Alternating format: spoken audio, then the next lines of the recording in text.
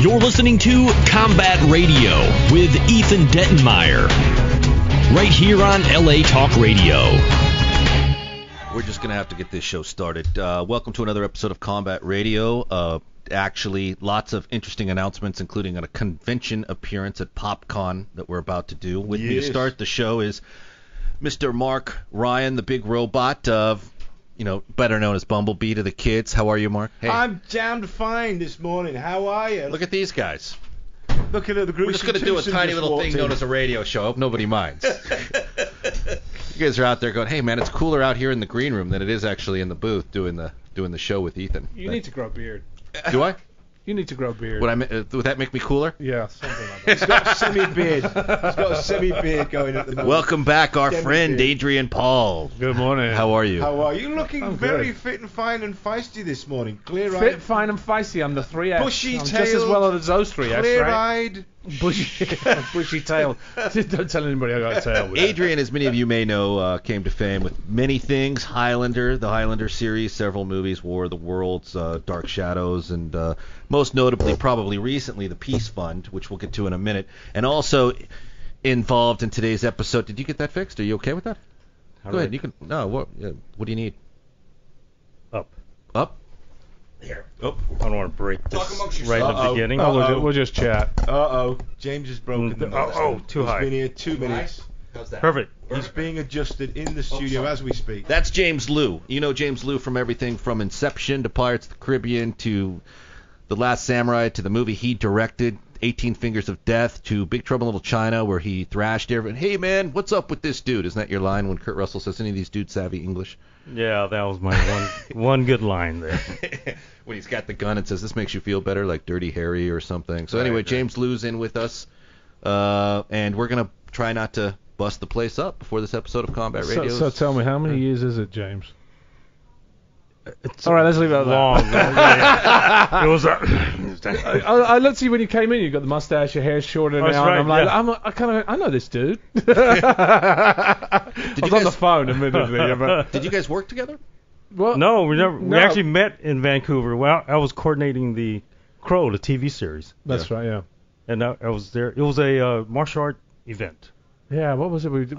It was with the guy breaking? Rick Farashi, yeah. Right. Yeah, the ice breaking. The break man. Yeah, God, he broke some stuff. Yeah. And before we actually get this thing going, we have to take a moment and say happy birthday to Mark Ryan. You're 28 again. Yeah, 39. I've been 39 for a decade now. You look actually 40, though, I have to say. You now look 40. You know what it is, James? It's I juice my own fresh vegetables and fruit, and I use it because my body is a temple.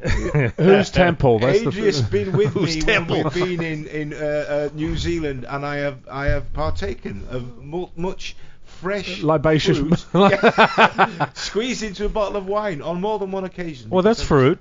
Yes, it is fruit. Yes, it's fruit. Yeah, it's very cleansing for the soul. So some call it juice. Yeah, no, yes, it's another year. It's kind of bizarre because we were just talking about it with Derek. You look at yourself in the mirror and you go, "What the?"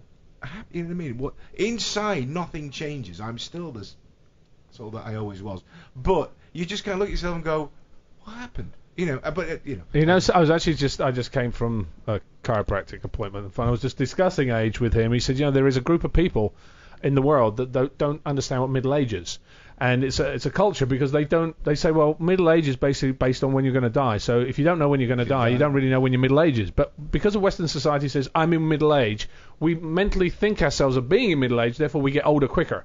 And if you don't live your life like that, and you live your life like a young man or young woman most of the time, you're not going to go through the middle-age syndrome as quickly because your brain's telling you you're not middle-aged anymore. Right, yeah.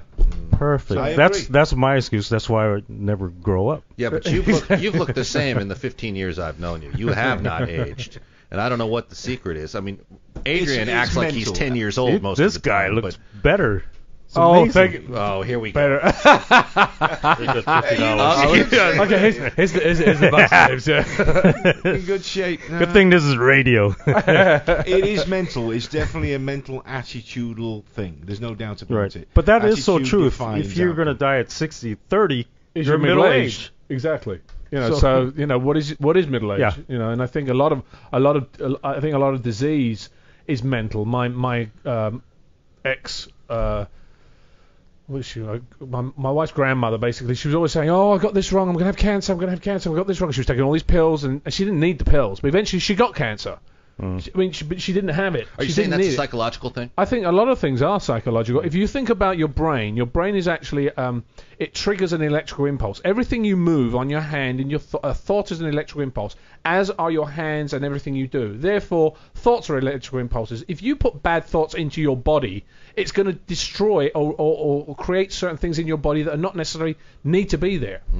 So we are an electrical impulse. We do that in our lives all the many years that we live. So I truly believe that. I think believing it and actually practicing it are two totally different things. Saying I've got to be positive, I've got to be positive, because there's a lot. Life comes in the middle. But right. You should have been here when Mike Dennon was here, because Mike Dennon's from Ancient Aliens and he's a real physicist. And we were having this discussion about thoughts created reality. I believe that you create your own reality to a I great do extent. too. And the more you think in a positive, creative way, the more likelihood that is that you are going to attract creative and positive. That was an expanded version of this show, where that show went in directions I was just not prepared for. Like, how many dimensions have actually been proven to exist, and is there an afterlife? I mean, how many have been proven proven to exist? He says there's 4, but they think there's 26. Yes. Or something to that effect Dimensions. in the 20s. Wow, proven to exist. Well, the question I asked him, actually, and I was thinking about it the whole rest of that day, is there another sort of universe right around us that travels at a different speed, so we can't perceive it with our physiological makeup? Yeah, well, that's what we were talking about. Is that like the parallel universe? Look, he's rubbing his eyes going, what did I walk into? Yeah, I just woke up. What are you talking about? I'm sorry, you want to kill some guys with some swords and stuff? The 4 pillars of the universe used to be gravity, light, strong or weak, nuclear. And now we know there's at least that we can measure at least 2 others. One is dark matter and the other is dark energy, because we can actually see what dark matter's effect is. When we point Hubble out into the galaxy, we actually know now that there is dark matter out there which makes up 90% of the universe that exists. We're made up of bright matter and we only perceive 10% of it. So what is the other 90% doing? It's having lunch. It's having lunch. They're in the dark. I love it. And when you get things like this, we were talking about the CERN, when the Large Hadron Collider created antimatter. We grew up with the Starship Enterprise being driven by an antimatter engine. Hey, the antimatter engines are overheating, Captain. Well, at the Large Hadron Collider in Switzerland, they actually manufactured and kept in a magnetic trap for 6.5 minutes antimatter. And then it self-annihilated itself.